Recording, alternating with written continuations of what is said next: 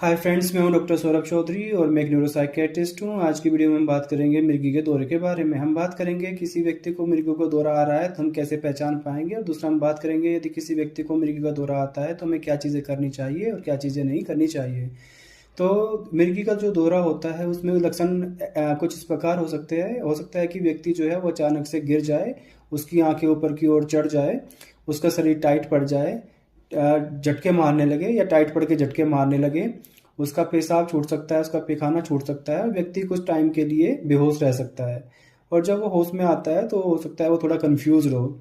इसके अलावा और क्या हो सकता है मिर्गी के दौरे में? मिर्गी के दौरे में ऐसा भी हो सकता है कि व्यक्ति बेहोश ना हो, वो अचानक से चुप हो जाए, कुछ सेकंड के लिए पहुंच रहे और फिर उसके बाद में जो चीज़ कर रहा था वो दोबारा से वही चीज़ करना शुरू कर दे। इसके अलावा हो सकता है कि व्यक्ति जो है वो उसका किसी बॉडी के एक हिस्से के अंदर झटके जैसा महसूस हो, टाइटनेस जैसा महसूस हो, या उसको कुछ अजीब अजीब से एहसास हो, जैसे कि उसको डर जैसा लगने लगे, पेट के अंदर कुछ अजीब सा एहसास होने लगे, या उसको लगने लगे कि उसकी सराउंडिंग कुछ अजीब सी हो गई है। ये भी लक्षण हो सकते हैं मिर्गी के दौरे के।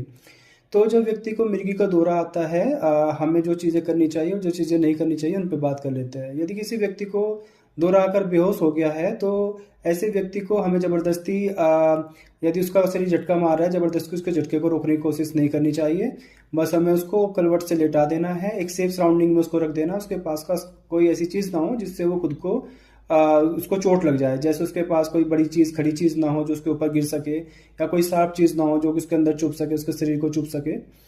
ज़बरदस्ती उसके मुंह के अंदर कुछ फंसाने की कोशिश नहीं करनी है, ज़बरदस्ती उसको पानी पिलाने की कोशिश नहीं करनी है, ना ही उसकी नाक बंद करनी है, ना ज़बरदस्ती उसका मुंह खोलने का प्रयास करना है, ना ही उसको जूता सूंघाना है। उसको आराम से खुले एरिया में रखो और उस ताकि वो आराम से सांस ले सके। उसके आसपास ज़्यादा व्यक्ति भी इकट्ठे ना हो ताकि वो जब होश में आए तो वो अचानक से डर ना जाए। तो ये कुछ प्रिकॉशंस है जो हमें ध्यान रखने हैं। फिर हमें ध्यान देना है कि व्यक्ति को यदि झटका 5 मिनट से लंबा चलता है या उसको कुछ चोट लग के ब्लीडिंग हो जाती है तो हमें इमीडिएटली उसको डॉक्टर के पास में लेकर जाना चाहिए और ज़्यादा टाइम वेस्ट नहीं करना चाहिए। उम्मीद करता हूँ दोस्तों कंटेंट आपको पसंद आया होगा। यदि आपका कोई सवाल है तो कमेंट सेक्शन में पूछ सकते हैं, और फिर मिलते हैं और दूसरे किसी इंटरेस्टिंग टॉपिक पे फिर बात करते हैं। Thank you so much.